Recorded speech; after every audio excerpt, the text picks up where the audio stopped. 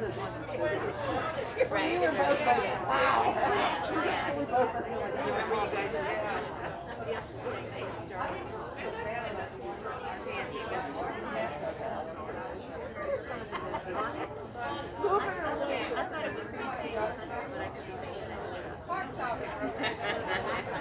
It's always a possibility, I'm just making it up.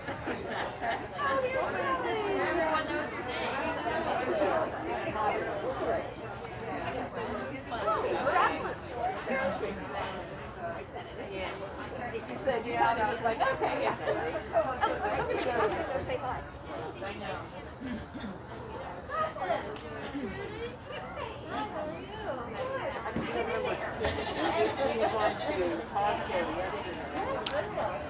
Wanted to go out there, and she had that membership from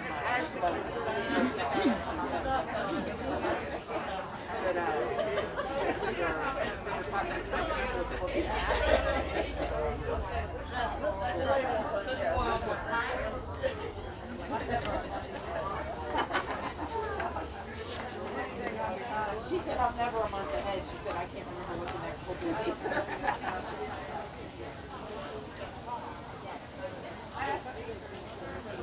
Yeah, I didn't see that. I read it.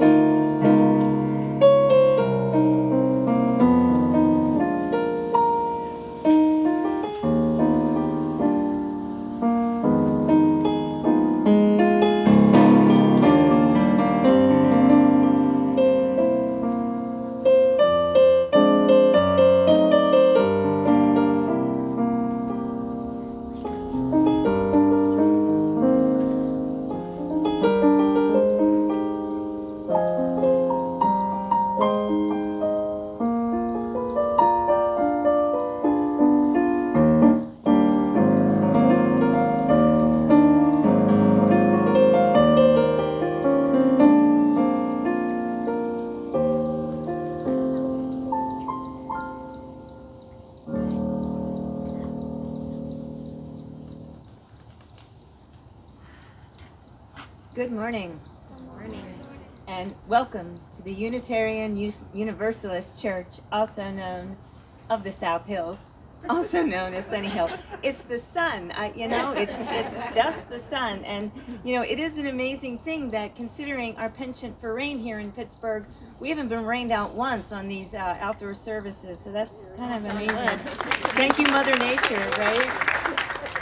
Or climate change, which that's not a good thing, but anyway, very glad to see all of you who could be here in this sunny spot this morning.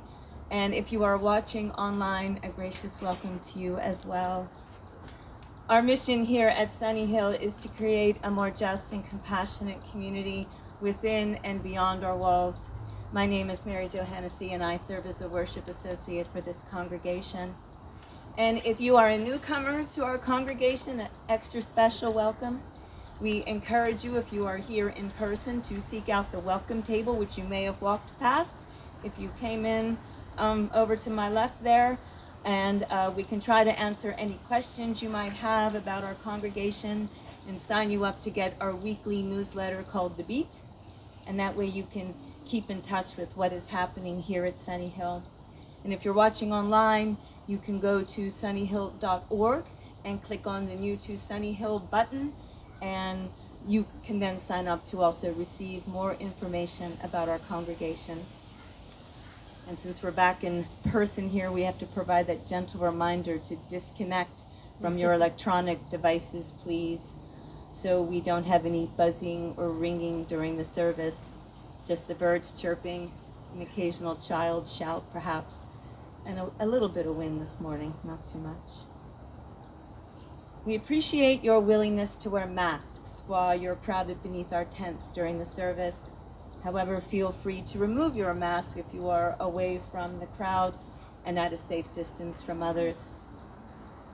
Today's service is built around the rhythm of life and explores the rhythms that are an inherent part of the natural world and of our lives as individuals and as members of a larger community, and how becoming aware of these rhythms might help us lead lives of deeper meaning and greater fulfillment.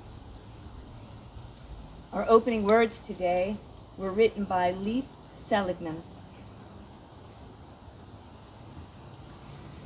Each breath draws us closer to the pulse of life, and with each exhalation, we make room for something new. May we find in this gathering the comfort of those who care. May we encounter patience along our growing edges and compassion in our most tender spots. Here, may we find the inspiration and encouragement we need to face our challenges and nurture ourselves. And in the presence of suffering across the globe, may we redouble our efforts to practice kindness where we are.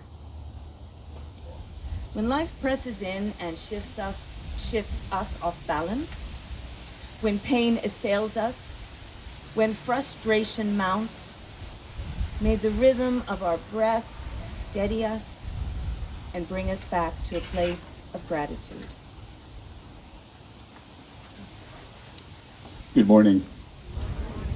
For our chalice lighting, after each line that I read, please respond by saying, "We light our chalice."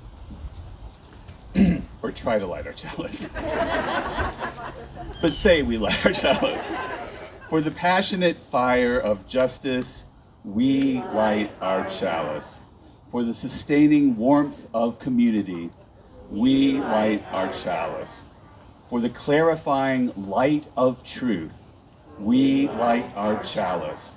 For the grace-fueled flame of love that will not let us go, we light our chalice. I invite you to join me in singing "This Little Light of Mine."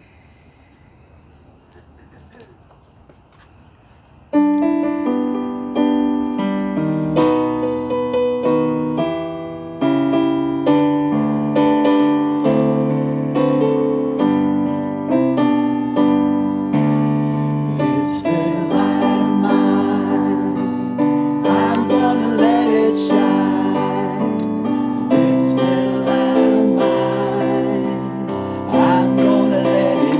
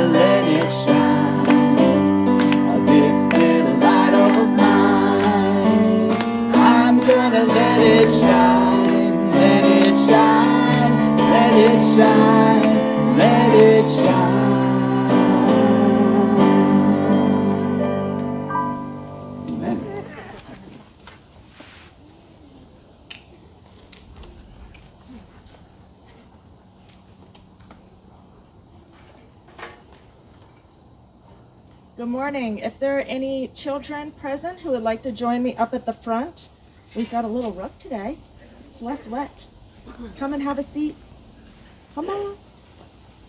Come on.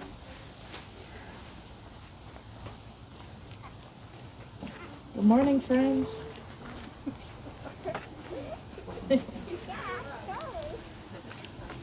Good job. All right.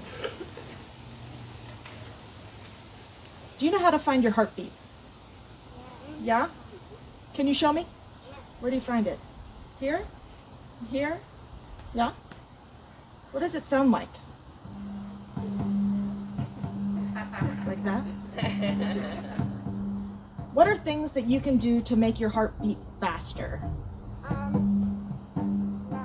Run? Yeah? Clara? Something really exhausting. One more. Something really stressing? Yes, absolutely. What are things to make it slow down a little bit? Move slowly. All right, let's go over here. Walk. Anne-Marie? Sneezing? Yes. That will make it stop for a second. Good idea. Clara?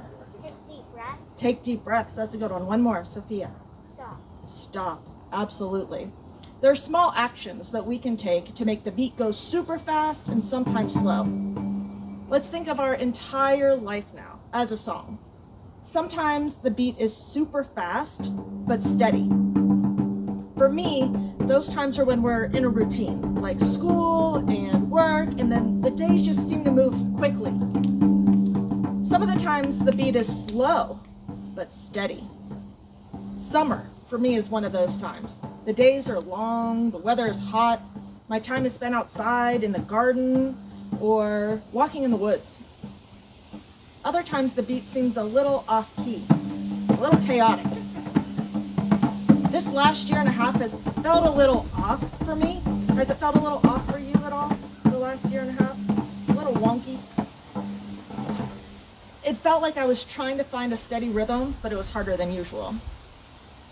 When things feel a little chaotic, a little offbeat, I try to remember the ways that work for me to get back on track, to settle my heart.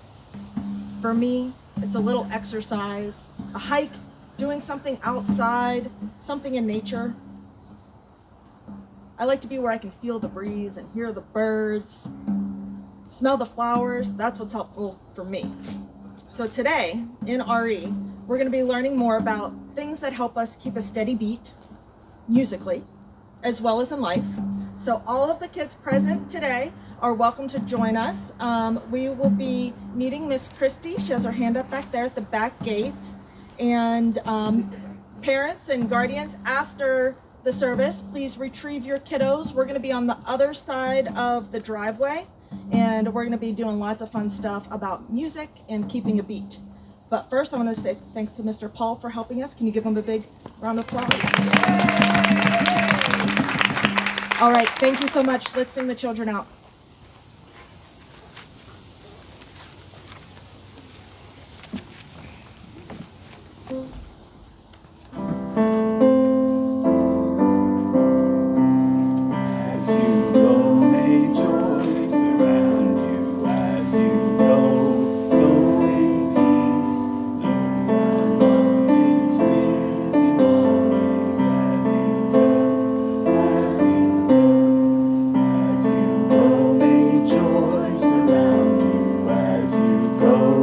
Go in peace, no one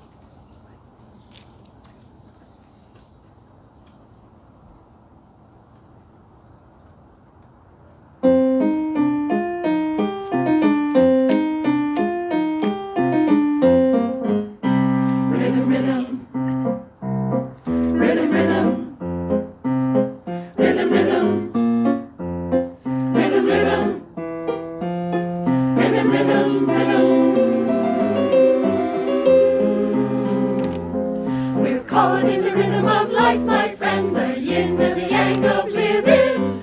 Seasons come and seasons go, moving fast and moving slow, all in the rhythm of life. We're caught in the rhythm of life, my friend, the yin and the yang of living. Seasons come and seasons go, moving fast and moving slow, caught in the rhythm of life. There is a time for every season under heaven, a time to sow, a time to reap. There is a time for every purpose under heaven. A time to laugh, a time to weep. Rhythm, rhythm. Rhythm, rhythm. Rhythm, rhythm. Rhythm, rhythm. Rhythm, rhythm, rhythm. Time for leaping and dancing, a time for every purpose under the A sun. time to walk, a time to run. Time to catch the beat of the rhythm of life. There is a time for every season under heaven, a time to be born, a time to die. Why are we anxious for the worries of tomorrow? Just live each day in its own time.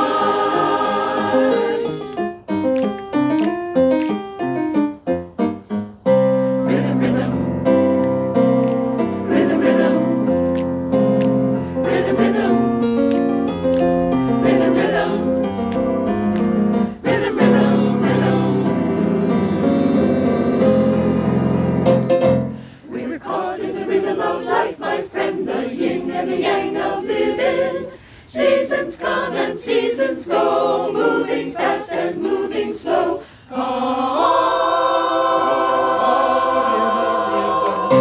Time for leaping and dancing, a time for every purpose under the sun, a time to walk, a time to run, time to catch the beat of the rhythm of life. Caught in the rhythm of life, of life.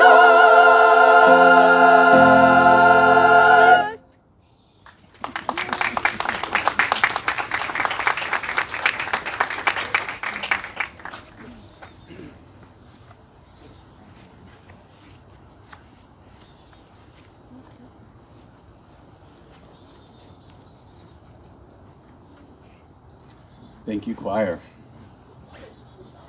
Before we share joys and sorrows, I wanted to mention that the Sunnyhill board met this past week and discussed a plan for reopening the building on Sundays, which will be shared with the congregation later this week. For now, as long as our Allegheny County COVID risk levels remain very high, as rated by the COVID Act Now website, and as long as vaccinations are not available to children under 12, we'll continue to meet outside on Sunday mornings as weather permits. If our COVID numbers decrease lower than very high, and or when vaccinations become available for children under 12, which might not be too long from now, then our building reopening plan will kick in and we'll likely begin meeting inside on Sunday mornings. As I said, we'll share the board's reopening plan later this week, so look in this week's Beat for that, as well as on our sunnyhill.org website for more detailed information. Please believe me when I say that we are all eager to move back into our beautiful sanctuary. My life personally will be much easier when we begin meeting inside again. At the same time, the Sunnyhill board and staff are committed to following 3 key principles in our decision-making process as outlined by the UUA.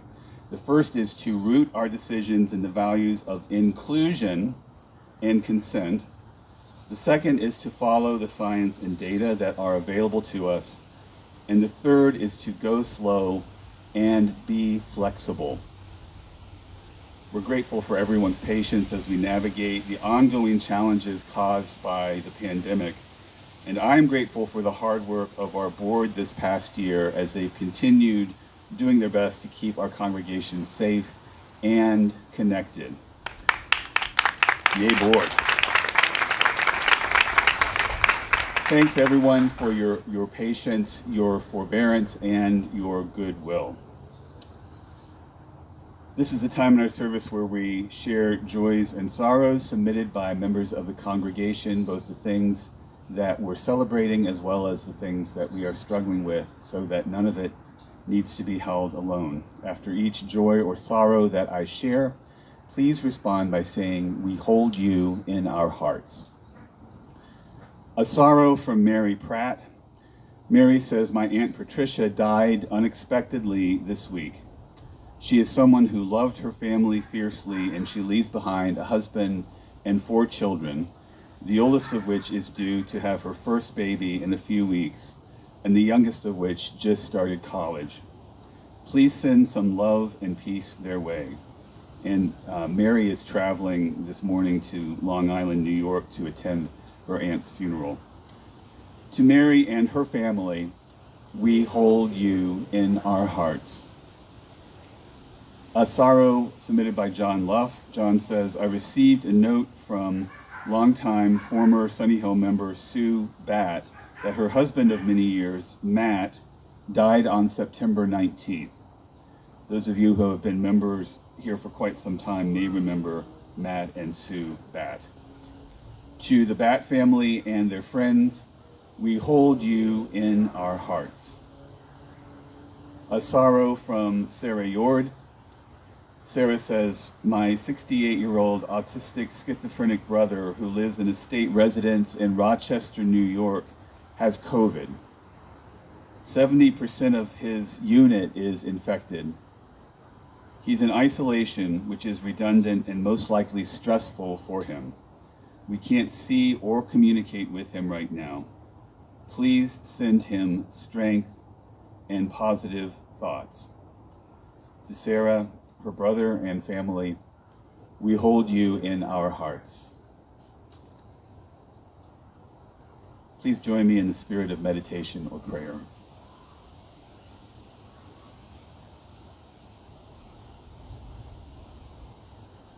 Beneath and beyond the rumbling and roaring, beneath and beyond the chaos and cacophony, beneath and beyond the storms and sorrows, a still, small voice calls us to listen, calls us to pause and be still, calls us to slow down and ease up. Let us take a moment of stillness, a moment of silence, to listen simply and intently to what waits below the din and discord of everyday life.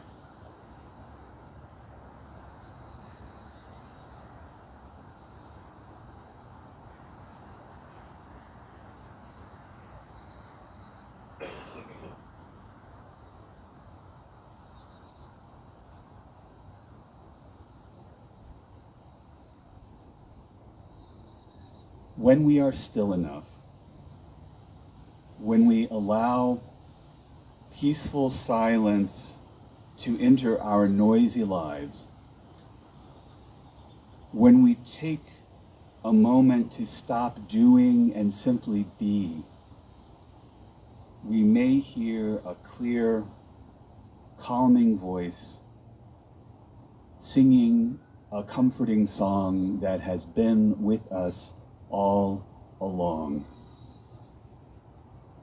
May we listen to the voice of stillness, and may our best and truest selves emerge, humming, sighing, singing. Amen.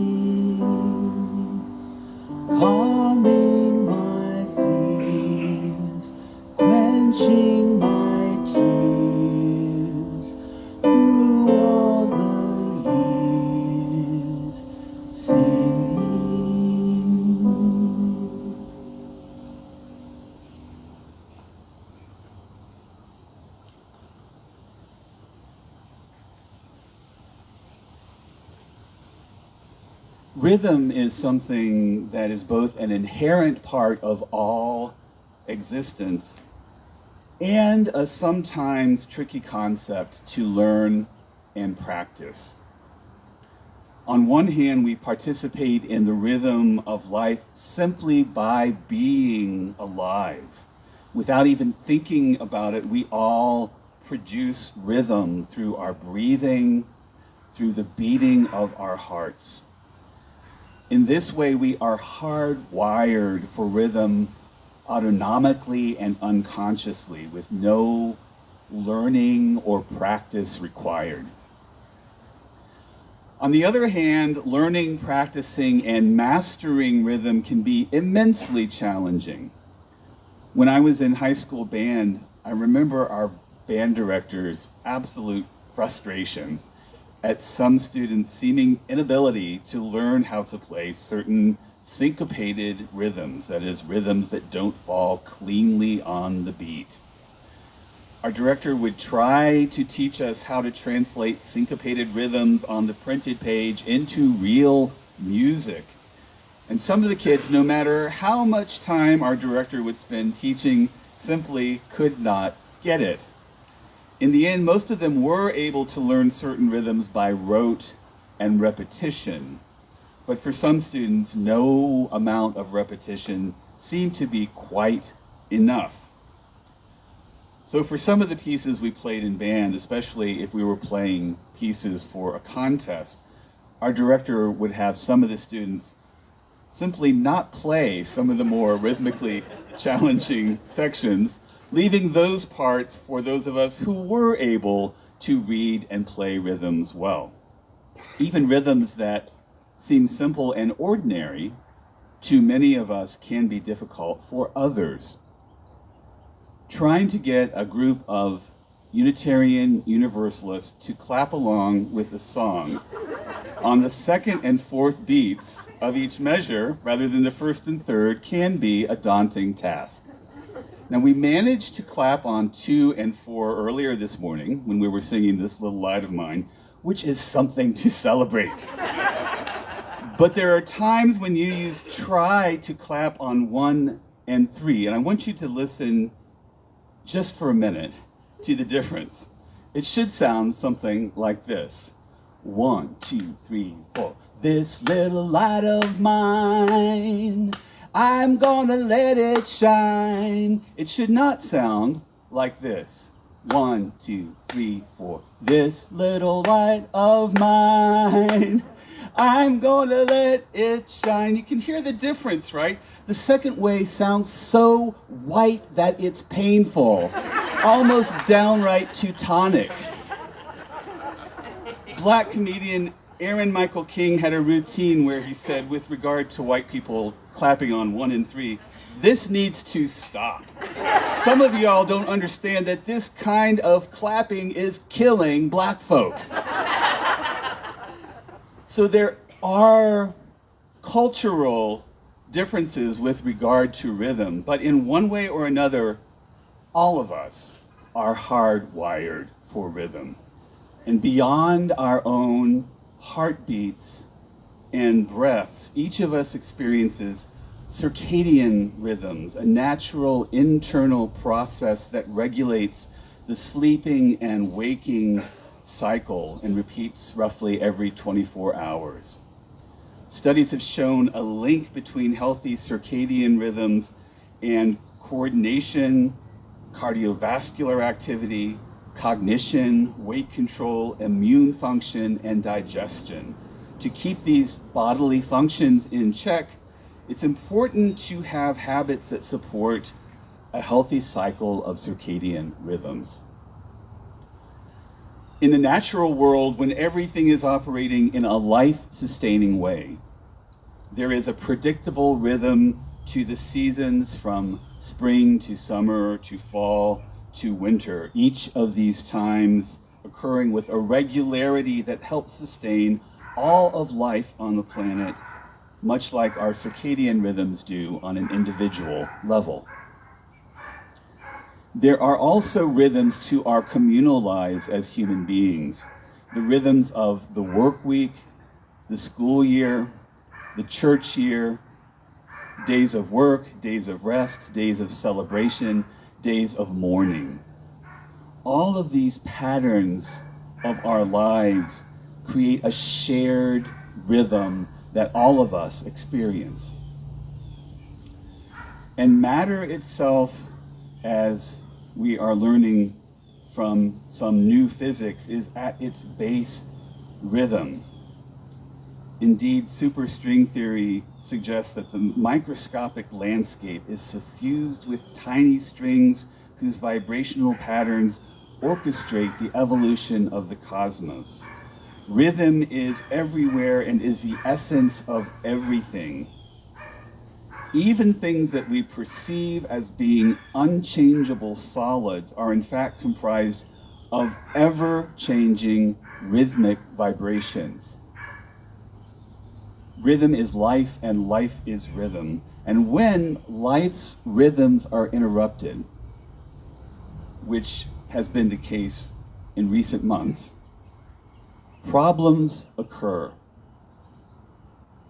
In cardiology, the study of the human heart, something called arrhythmia occurs when the heart beats too slowly or too quickly or irregularly. Some heart arrhythmias are simply bothersome, but others are life-threatening and require immediate treatment. I would call what all of us have been experiencing over the last year and a half a kind of collective emotional or spiritual arrhythmia. Things aren't happening in regular, predictable patterns. Disruptions caused by the pandemic and by social, political, and economic chaos have left us feeling the effects of what I would term an acute spiritual arrhythmia. We're having trouble finding the beat in our lives, in our family lives, in our communal lives, and elsewhere. Even in the natural world, the usual predictable rhythms of life have been veering wildly off course. As reported in the Washington Post this week, because of human-induced climate change, every season except summer is shrinking. If current trends continue, by the end of this century, summer will be 6 months long and winter less than 2 months. Nearly everything we can imagine is out of rhythm right now. It's no wonder that we're having problems centering and grounding ourselves. The rhythms that we are accustomed to simply are not there. And looking ahead, it's almost impossible to make plans when we don't know quite what's coming next, when we have little or no idea what rhythms will be thrown at us in the coming weeks and months and years. As psychologist Rebecca Hirschberg has said, even under the best circumstances, back to school season is stressful. There are new routines to create, new rhythms to find, and a lot of trial and error to tolerate in the meantime. This year is all of that multiplied by 1,000. We are living, Hirschberg says, in an uncertain time. The daily rhythm we'd all love to find is more elusive than ever. Even if by some miracle we were able to relax into a routine, we all know it could change on very short notice. She says, our brains are wired to interpret ambiguity as a threat. After all, from an evolutionary perspective, this is how we survived. Research bears this out.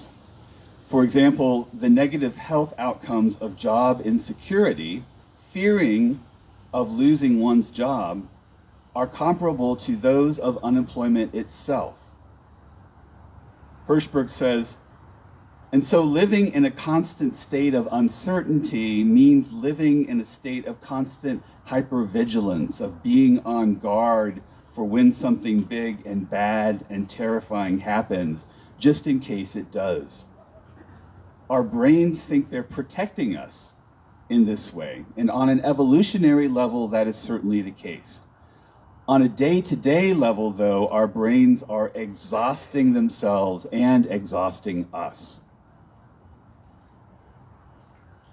So what's happening is that we keep looking for familiar rhythms amid the unpredictability of our lives. And when we don't find those rhythms, our brains throw us into a state of hypervigilance, and we get thrown even further out of our usual rhythms and routines.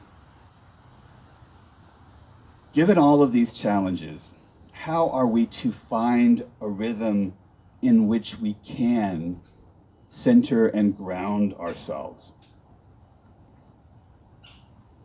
I have a couple of suggestions.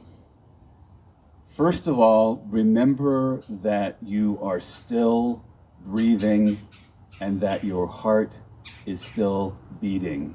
If you are alive, your body is providing a rhythm that you can find again and again if you are willing to be still enough and mindful enough to perceive your breath and your heartbeat.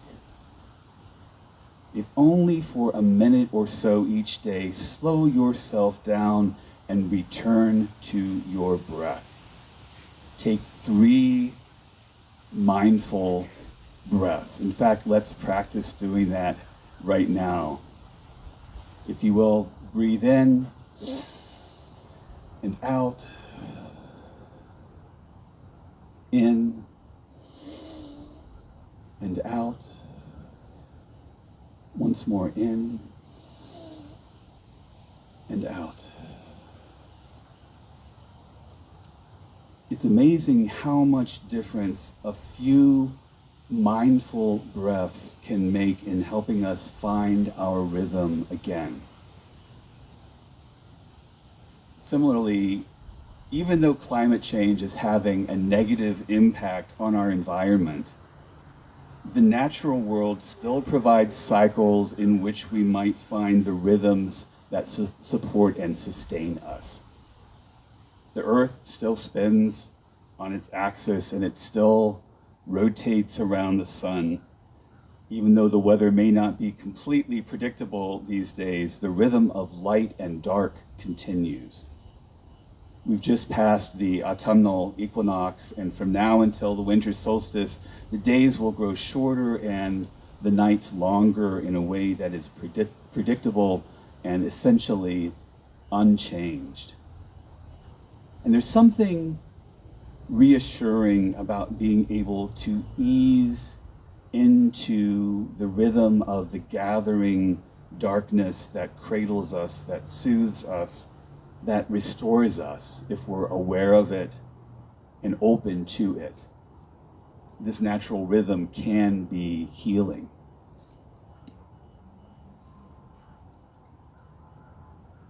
Children's author Michael Rosen wrote a poem that I find reassuring called The Rhythm of Life. It goes like this. Hand on the bridge, feel the rhythm of the train.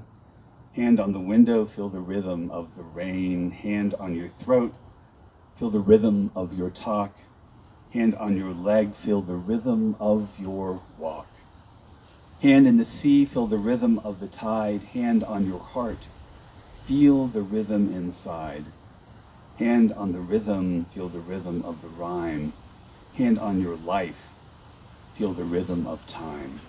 Hand on your life, feel the rhythm of time. Hand on your life, feel the rhythm of time. As we move forward, I hope and pray that we will be able to center and ground ourselves in the rhythms that still continue, in the beating of our hearts, in the drawing and releasing of our breath, in the change of the seasons, and in that in so doing, we might be restored. May it be so. Amen.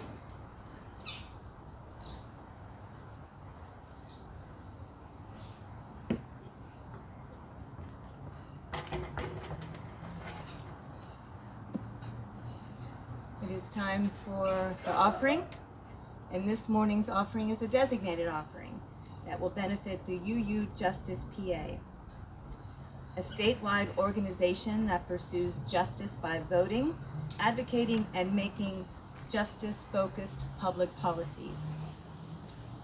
Current initiatives include urging state legislatures to take action to protect reproductive rights, protect and extend voting rights, and require employers to pay a living wage for all workers. Designated offerings are a joyous thing. As we are each able, it gives us the opportunity to live our values and reach out beyond our walls. For those here in place today, we won't be passing around offering baskets, but you can leave a check or cash in the offering basket at the welcome table at the end of service today. And if you would like to make a gift via our online giving system, okay, you can now pull out those phones. Just keep them on silent. And you can text to 412-324-3130. I'll say that one more time. 412-324-3130. Or you can go to sunnyhill.org and click on the button that says online giving and follow the instructions. Once you get to the drop-down menu, just choose designated collections if you'd like to give to UU Justice PA today, or to the 2021 pledge collections for payments toward your pledge. And as always, we thank you for your generosity.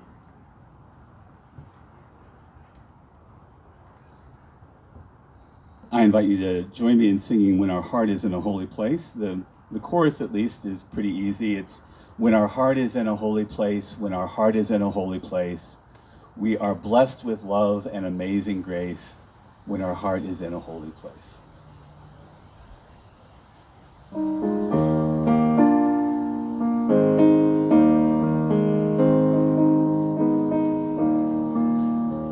When our heart is in a holy place, when our heart is in a holy place, we are blessed with love and amazing grace. When our heart is in a holy place, when we trust the wisdom in each of us, every color, every creed and kind, and we see our faces in each other's eyes.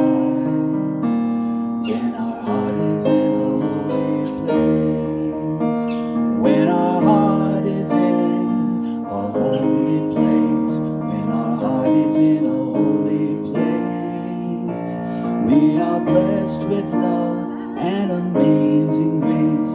When our heart is in a holy place, when we tell our story from deep within, and we listen with a loving mind, and we hear our voices in each other's words, then our heart is in a holy place. When our heart is in a holy place, when our heart is in a holy place, we are blessed with love and amazing grace. When our heart is in a holy place, when we share the silence of sacred space, and the God of our heart stirs within, and we feel the power of each other's faith, then our heart is in a holy place. When our heart is in a holy place, when our heart is in a holy place, we are blessed with love and amazing grace. When our heart is in a holy place, when our heart is in a holy place. Before we move on to our chalice extinguishing and closing words, I have just a couple other pieces of business to take care of. First of all, today is officially Buddy's last Sunday with us as our pianist. We're going to miss Buddy, in so many ways, and I'd like to take just a moment to thank him for his work with us over these past 5 or 6 years. Thank you, buddy.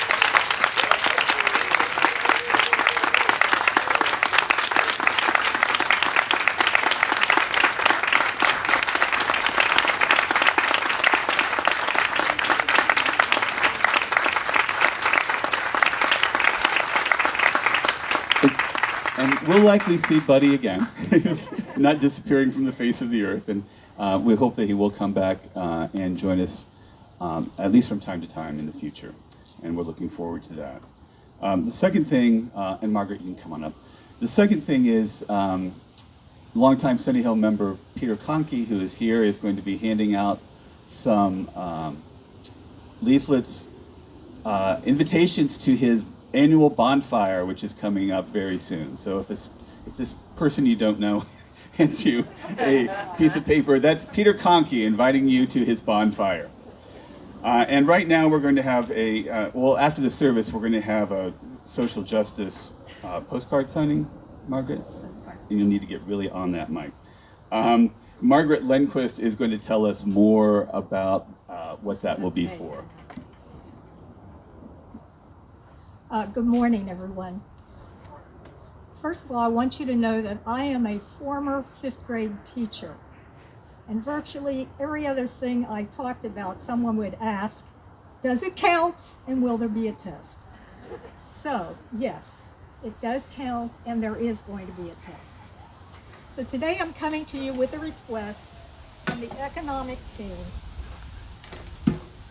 Got a vision problem as well. From the economic team of UU Justice PA. And this is to help support their goal of a living wage for all Pennsylvanians. By increasing the minimum wage, we can work towards that goal. So I'll hope you join us by writing 2 postcards to support increasing the minimum wage. 1 card will go to your state senator, and for most of us, that's Devlin Robinson. But there are other people here from other districts, and we have your addresses as well. Okay. The second card will go to Senator Camera Bartolotta, who's chair of the Labor and Industry Committee. If you're interested in economic justice, pay attention to that committee. That's the committee that would be responsible for minimum wage, and it's up to the chair of that committee to determine if minimum wage gets any consideration at all. Just 3 things about Pennsylvania. Pennsylvania's minimum wage workers have lost ground relative to the 6 surrounding states. The low wage growth in central Pennsylvania has been coupled with the slowest job growth as compared with the other 6 surrounding states. And this one really blows your mind. In Pennsylvania, the minimum wage is currently $7.25 an hour. That's well below the surrounding states, most notably West Virginia, which is more than 20% higher. So, there are 2 bills in the Senate Labor and Industry Committee. Senator Devlin Robinson sits on that committee. There's SB 12, the Fair Wage Bill, that proposes increasing minimum wage to $12.50 to go up to $15. And that also covers tipped workers as well. The second bill, 672, calls for increasing minimum wage to $10 an hour, indexed to inflation. All the materials you need will be on that back table where Joe greets you in the morning. You can write your own personal, please increase the minimum wage postcard here and give it to Pat Murray. Raise your hand, Pat. Okay. If you're taking the postcards home, email Pat so that we can document how many people participated. So, are you ready? Here's the test. Whisper the answer quietly to your neighbor. What would you like to ask your senators to do? Did I hear increase the minimum wage? All right, thank you. Okay, thank you very much. I'll answer whatever question I'm capable of at the table. And just to alert you, there's a bill in the House, And we'll just bring materials for that at another service. Thank you. So just stop by the table on the way out if you would and take some time to sign this card. Mother Nature kindly saved me my breath for later in the day and extinguished our chalice, but together we will say the words for extinguishing the chalice. We extinguish this flame, but not the light of truth, the warmth of community, or the fire of commitment. These we carry in our hearts until we are together again. For those of you who can, please do stay and help us with tables and chairs, and don't forget to sign those postcards on your way out. For now, we'll close with these words. We leave blessed by our connections to one another, to the spirit of life. Walk lightly that you see the life that is below your feet. Spread your arms as if you had wings and could dance through the air. Feel the joy of the breath in your lungs and the fire in your heart. Live to love and be a blessing on this earth. Go in peace.